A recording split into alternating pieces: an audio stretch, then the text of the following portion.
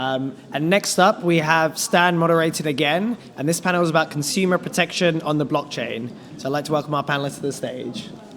And just a reminder, if people have questions that they'd like to ask the panelists, please do download the Slido app or go to Slido in your browser. That's sli.do.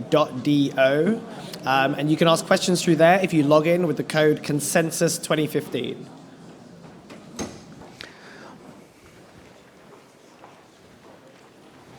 All right, so today we are talking about consumer protection and the blockchain. I'm joined by James Newsome of Delta Strategy Group. He's a partner advisor for Bitfury Group. Martine Niejadlik, she's the former chief compliance officer for Coinbase. Joe Colangelo, the executive director of Consumers Research. And David Tait, also of the Commonwealth Secretariat, with the cybercrime policy analyst with the Rule of Law Division. So we're just going to jump right into it. We only have 20 minutes, unfortunately. Lots of ground to cover, I'm sure. So the first question I want to pose to you guys, we can just move on down the line, is what are the risks facing consumers today when they interact with digital currencies? Take it away. I think first you have to understand the direction I come from. I'm in D.C., so I look at things from a D.C. perspective. Chaired one of the one of the federal agencies that I think is going to have some oversight over the Bitcoin space, particularly as it relates to derivatives. But I think, when you look at consumers, I think a couple things come to mind. A lack of knowledge or education about how to use Bitcoin or how to use the blockchain. When I first started having meetings 2 years ago in DC with members of Congress or regulators, they knew very little about Bitcoin. They knew nothing about the blockchain. And the little they knew about Bitcoin was negative because of what they read in the press. So it's been a big hurdle to overcome in front of regulators and members of Congress. But I think we've made a lot of progress through Jerry and Perry Ann and the groups that spend a lot of time in DC. So I think everything that we can do among the areas of education is important. And then the other, I think, that gives comfort to a number of people is having some kind of regulatory oversight, some kind of stamp of approval from government regulators that, this is safe. I've got comfort to participate in what we're trying to do. Cool. Martine? Yeah, I would say that it depends on what the consumers are actually doing with the technology. So if a consumer is downloading their own software on their own computer and is managing their own Bitcoin and their own private keys, then you have risks such as the consumer's losing their keys, the consumer gets spammed and is convinced to, save their cousin who's in jail in Mexico by sending Bitcoin to somebody. If they're spending Bitcoin, you have the typical merchant types of risks, right, where they bought something from a merchant, and I'm sure if it's overstock.com, that's fine. But if it's not, they may not actually receive the good or service. That's another issue. If they're using hosted services, though, then you run into a new set of issues, which includes, does the company have proper security? Is the company keeping the private keys safely? Or is something happening there? People doing denial of service attacks, those types of things. Company could be going defunct. And what happens to the person's assets. And then obviously there's just the standard financial risk of owning Bitcoin and having it go down in value. I think we're going to get into consumer protections, obviously. Some of those issues that I just mentioned warrant some level of consumer protections. Some of them are probably more in the consumer beware type category. But we'll get to that next. But I think it does sort of depend on what's happening with the service. And when we think about consumer protections, it's really important to look at each use case differently. Joe? Yeah, I completely agree. I think most of it's been covered, but if you were to look at the spectrum of people who use Bitcoin right now, probably the number one threat to them is hosted services running away with their money. There are a lot of other threats out there, but historically, there are over 70 documented cases of Bitcoin thefts over 500 Bitcoin. The vast majority of those are hosted services running away with those Bitcoin. So that's caveat emptor is not something we use in consumer protection law in the United States, but when you're trusting somebody in Russia or who knows where with your Bitcoin, that's the only thing that you have right now. David? I'm a lawyer, so I'm going to say I think the major problem is regulatory and legislative frameworks. In a European context, there's the reality is that the Consumer Rights Directive applies solely to goods and services, and then this third and slightly problematic pillar of digital content.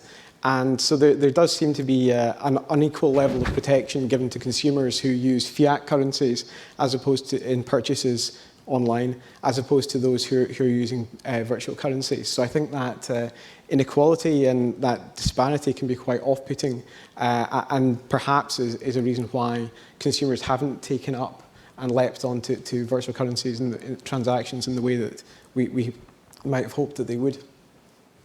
Cool. All right. Well, so moving on from there, what kinds of solutions do you see? Whether it's a educational initiative, a regulatory framework, agency policies. What kinds of solutions, based on your perspective, your opinion, do you think can help address some of these concerns, James? Well, I'll go back to the two areas that I mentioned: regulation and education.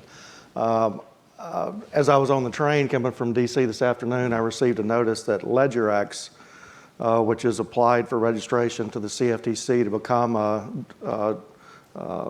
futures exchange and clearinghouse, has received their temporary approval for registration. So I think that's a huge first step. But so I think that'll be the first time that a Bitcoin-related company, to my knowledge, is operating under the regulation of a U.S. agency. So I think it's important because. And I think CFTC, which happens to be the agency I used to chair, I think that's an important first step because the CFTC will not attempt to regulate the underlying Bitcoin, simply derivatives traded on the Bitcoin. So it's kind of a government stamp of approval without any kind of heavy-handed oversight of the underlying Bitcoin. So I think that's a great first step, and we just have to continue on in that path. The educational standpoint, I've seen a couple of friends that I was at the Necker Island conference several months back. And one of the things we talked about there was really educating enforcement agencies, because their first response is to throw up their hands and step back and assume that everybody's involved in this process is defrauding customers or doing something bad. So we've been working with a number of the enforcement agencies, the FBI, Secret Service, et cetera, on this educational program that Bitfury has been very involved in, and a number of other companies that are here will be participating in as well. We're not ready to formally announce it yet. Jason Weinstein, an attorney that used to work at the Department of Justice, has been coordinating that. But I think within a couple of weeks, we'll be able to announce the companies that are supportive and will be providing the education, and the agencies that are going to be on the receiving end of that education as well. So we're, in the DC way, we're trying to take some steps to address both of the issues that I raised. Martine? I'll certainly agree that I think education and regulation are important. Just so for folks that may not know, March 18th of 2013, FinCEN came out with guidance that existing regulation applies to exchanges and administrators of virtual currency. So this is anyone putting virtual currency into circulation, or anybody exchanging currency from either one virtual currency to another, or any fiat to a virtual currency. So there's actually many companies that have been regulated even since before that guidance came out. That was guidance saying the regulation, in case you missed it, applies. And I can tell you that behind the scenes, lots of these companies, and the one I worked for, spent large amounts of time working on all of the behind the scenes requirements that you need to have as a money service business, which is how they classify these companies. I do think one thing that is still requires more clarity with respect to regulation is wallet-based services. My company happened to be both, so it was sort of a moot point. But if I'm only a service that maintains private keys on behalf of a customer, what are my requirements? What do I have to do? What happens if I lose the keys? Am I required to do some kind of cold storage, mechanism, or what do I do, and who's overseeing that? I mean, even any company today who's taking credit card information would typically have to be PCI compliant. There really isn't an equivalent of that yet in this industry. And I think that would go a long way with consumers entrusting these third-party services to purchase and sell Bitcoin with, and to hold their Bitcoin. And by the way, I personally think I've been in the internet space for a long time and have dealt with a lot of trust and safety and fraud type issues. I think it would be pretty hard for a consumer to do all this stuff on their own. And if they can find a trusted service to use, it would be much better for them to have a nice web application interface where they go and they do what they need to do, but they're not worrying about what a private key is. An average Joe should not have to know what that means and should not have to manage it and should not have to put it in their safe deposit box. But I do think wallet services need a little bit more thought, and this is probably, we're approaching the time where that's required, so most people probably know about Mt. Gox. So regulation, it's, some stuff I think has been done, which has been really good, and a lot of education. Most of my family, has never really understood what I did ever in my life. Certainly doesn't understand this, but yeah, I think we're still in early stages for that. And I, by the way, obviously I joined the industry a little bit crazy to probably be one of the first chief compliance officers in this space, but I also obviously see a lot of potential for the technology. But I think one of the difficulties, just adding on to what you said, is that when you look at agencies in DC, our industry doesn't fit well within any particular box. Because you've got currency type issues, AML type issues, technology issues. So I think when agencies look at this space, they think, well, what I do maybe relates here, but it doesn't relate to anything else. So the fact that it doesn't fit neatly into one regulatory box is an issue in DC. And even though the Treasury and the SEC, they've said, well, it's not a currency, it's not a security, they still have AML rules that they regulate. So even if you're not a registrant within that agency, they may still have some oversight over part of what you do. Joe? So education regulation seems to be the theme. I would say education is certainly helpful. The more people know about something, there's no greater force for moving something through the legislative process than cultural acceptance and excitement. But we don't expect consumers in America to be educated about the harmful effects of arsenic. We just expect that arsenic is not put into food, right? So we don't operate in a regime where we can say consumers just need to learn what the private key is. They just need to learn how to, set up their own multi-signature wallets, and everything's going to be fine. We need that regulation side, and fortunately, there is already this great, this set of regulations, passing no opinion on the regulations that exist, but they already exist. And so applying those regulations to Bitcoin companies is going to be, should give them the legitimacy to operate legally. One thing that's kind of missing for one of these small wallet providers or startups that can't afford big compliance budgets is this compliance as a service. And I think we're already seeing this now. You have LibreTax doing the tax side of things. You have a lot of other companies that are just compliance focused. And Bitcoin has this really unique ability to have multiple parties own coins or manage the fiduciary responsibility of coins. So if one or a majority of those parties ends up being just a compliance signature or something like that, that might be something that the market provides to really protect consumers while we're waiting for the regulations and the educational acceptance. So moving away from the American example slightly to look at, again, Europe, the application of the Consumer Rights Directive, as I said, is slightly unfair and uneven, I should say, and it gets particularly so when it's transcribed into national law. So in the countries that I work particularly in, that would be the UK, Cyprus, and Malta. And the result of it is that the remedies that are available to consumers under that legislative framework are fundamentally different because here we're talking about the example of wallet services. They're not classified as goods or services that are being provided. They're classified as digital content. And the remedies that are available are considerably restricted in relation to digital content as opposed to the supply of goods and services in a traditional sense. So in that area, there are some other legislative frameworks that have been quite effectively adapted. One of which is the Consumer Protection Act 2008 in South Africa, which doesn't, in terms of payment for goods and services, is very open and recognises the acceptance of any form of token. and similarly defines goods extremely broadly to include data, software, code, and other intangible product written or encoded on any medium or a license to use any such intangible product. So the consumer protection regime there applies absolutely to situations like wallets, and at the same time also applies absolutely to transactions utilizing virtual currencies to acquire services. So that regime is quite robust and doesn't have this third and slightly unwieldy pillar of digital content. So I think really the solution is to have draft legislation which is much more all-encompassing. Cool. All right, well, to kind of take it one step further, what are some ways that the technology itself can be leveraged to address some of these concerns? James?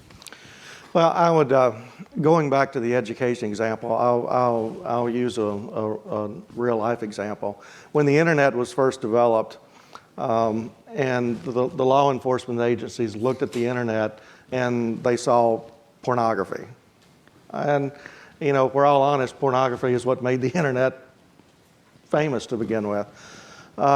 So part of the process was educating these law enforcement agencies that, forget about pornography. This is what the technology is, this is how it works, and this is how you can use it to help you do your job. So I think that's part of what we're trying to do with the education process we're about to announce, is not only educate them about what the blockchain technology is, but how they can actually use it to do a better job within the agency. Martine? I would say a lot of it is built into the technology itself. So one of the things that got me super excited, and again, I spent many years trying to combat fraud on the internet, is I had this light bulb moment one day where I realized that most of the way that we pay is we give a merchant a financial instrument, credit card, bank account, whatever it is, and we give them our identity, our name, our address, whatever. Some of that I may have to do anyway because I want them to ship me something.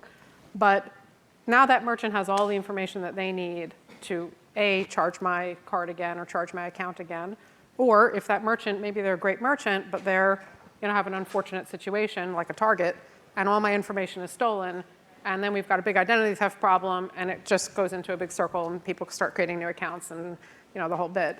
And one of the coolest things I think about Bitcoin is that I can push my money on a per transaction basis. I can push my Bitcoin to the recipient.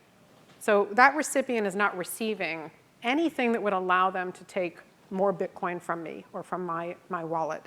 And I think that that's super exciting. And I think that it could actually have a very large positive impact on the identity theft problem that we have, which is really some of the basis of the fraud problem that we have on the internet today. So that's super exciting. And then I think when you add on some of the multi-signature capabilities, which I do think is going to be difficult for certain consumers to manage, but the idea that I could, even if I had a hosted wallet, and even if somebody broke into my account, and even if somebody tried to do a transaction, there would have to be multiple approvers on that transaction, and the bad guy wouldn't be able to get anywhere, I think is awesome. So I think there's a few aspects of the technology that are really going to have a positive impact on the need for consumer protections, let's hope. Yeah, those are a couple of differences. Cool. Joe? So all of consumer protection is based on this assumption that consumers have to trust third parties with their money, with their information, and with their decision making to some extent.